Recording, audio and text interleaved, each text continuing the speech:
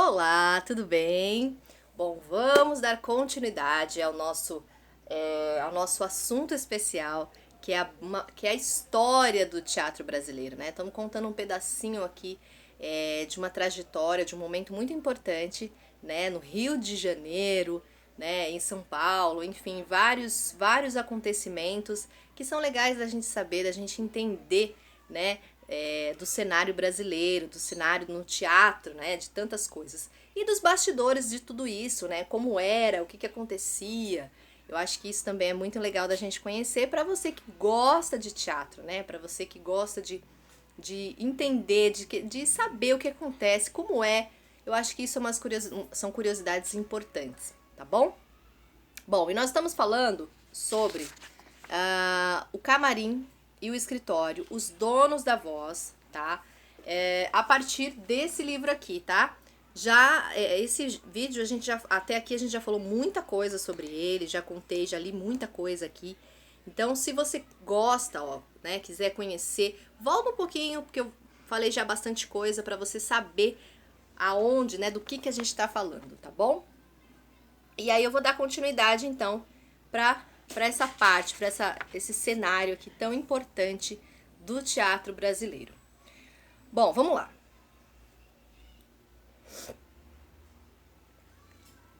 O empresário teatral, dramaturgo e jornalista português Sousa Bastos iniciou suas atividades no Brasil em 1882.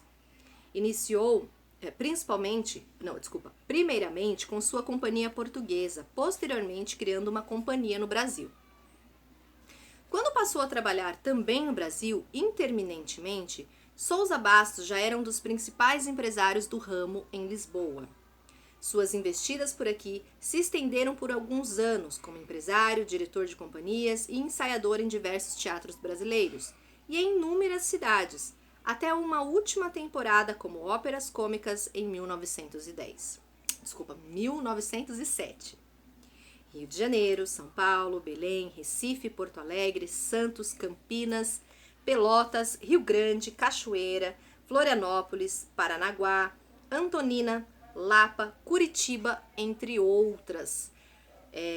Foram as cidades por onde circulou com seus espetáculos. Olha que legal. Então, tipo, a gente tinha, né, eles apresentavam ali no Rio de Janeiro, que eram os lugares mais clássicos, né, São Paulo, mas eles viajavam pelo Brasil, né, eles levavam os seus equipamentos, os cenários, figurinos, atores e toda a equipe para apresentar esses espetáculos. Então imagina a grana, imagina a estrutura, né?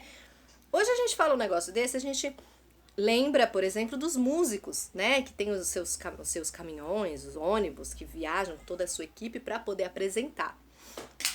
E toda a sua estrutura, né? No teatro, né, num espetáculo, a gente tem cenários, a gente tem adereços e uma grande equipe, né, para poder fazer esse espetáculo acontecer. Então, são estruturas grandiosas, que giram muito dinheiro. Então, por isso que a gente fala que eram grandes empresários, porque eles conseguiam fazer com que esse espetáculo girasse, viajasse, né? E com certeza tinha público para assistir, porque eles não iam viajar se ninguém fosse assistir. Então era sucesso, né? Era um boom, como eu já disse aqui, de apresentações teatrais. Mas vamos lá.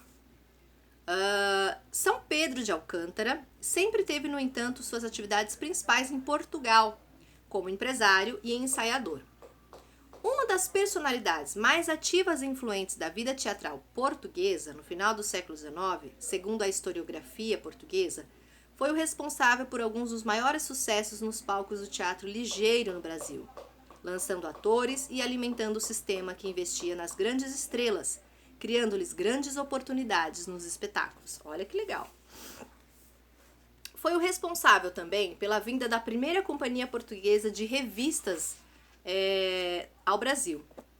Seu maior sucesso aqui em Portugal foi com o Tintim por Tintim, espetáculo de revista no qual estrelava Pepa Ruiz, fazendo 18 papéis. Nossa, 18 papéis, interpretando 18! Gente, olha isso! Tintim por Tintim foi encenada pela primeira vez em 1892 no Rio, tendo, segundo palavras do próprio Sousa Bastos, um sucesso ainda maior no Brasil do que aquele que obtivera em Portugal.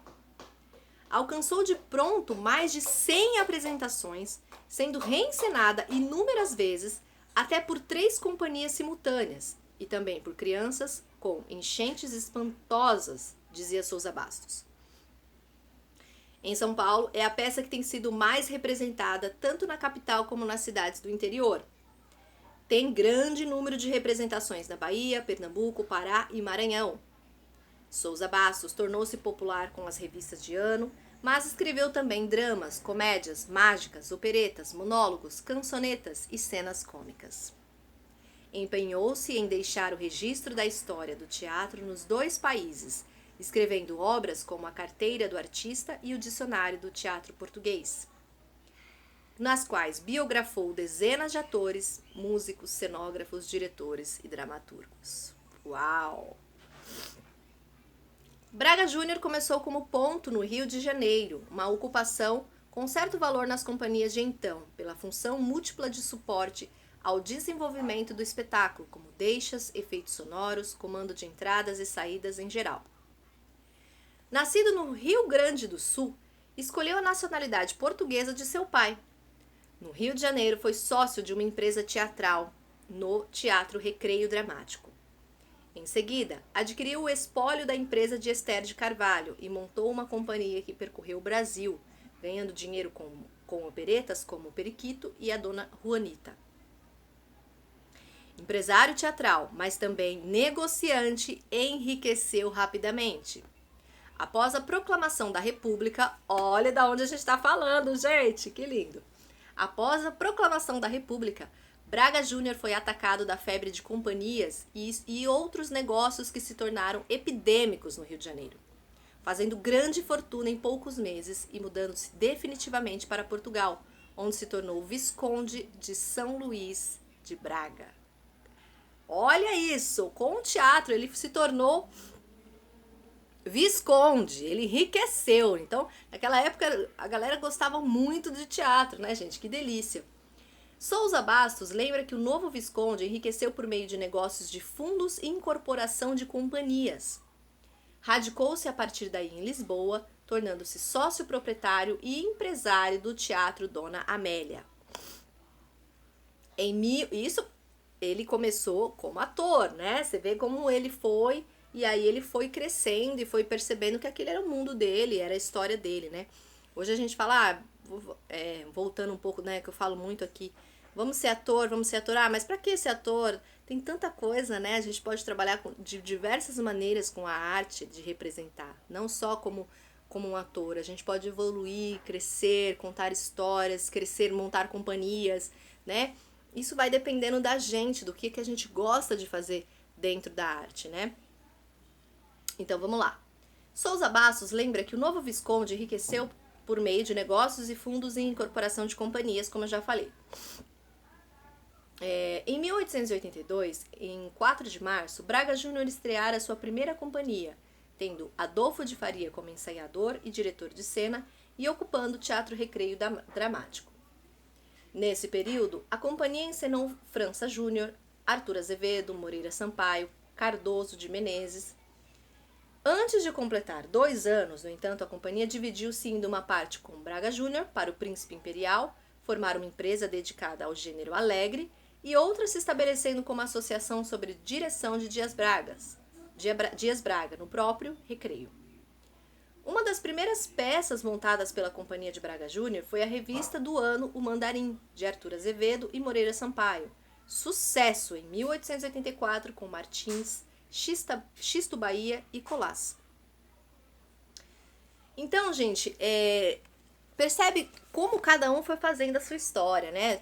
Lidando com concorrência, lidando com outras apresentações, e cada um foi criando a sua história dentro do teatro, né? Hoje, quando a gente começa a ensaiar, conhecer um pouco da arte teatral, do teatro, a gente descobre, né? A gente conhece esses nomes e a gente percebe o quanto eles foram importantes para trazer também a história, trazer a vivência da representação, né? Grandes nomes, né? são lembrados até hoje. E é muito importante a gente conhecer a história, né?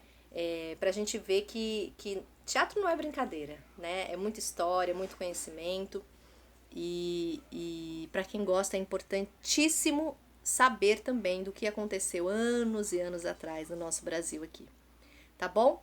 Bom, mas vamos dar continuidade, vamos continuar falando sobre esses camarins, os bastidores do teatro brasileiro. Muito obrigada e até a próxima. Continua com a gente.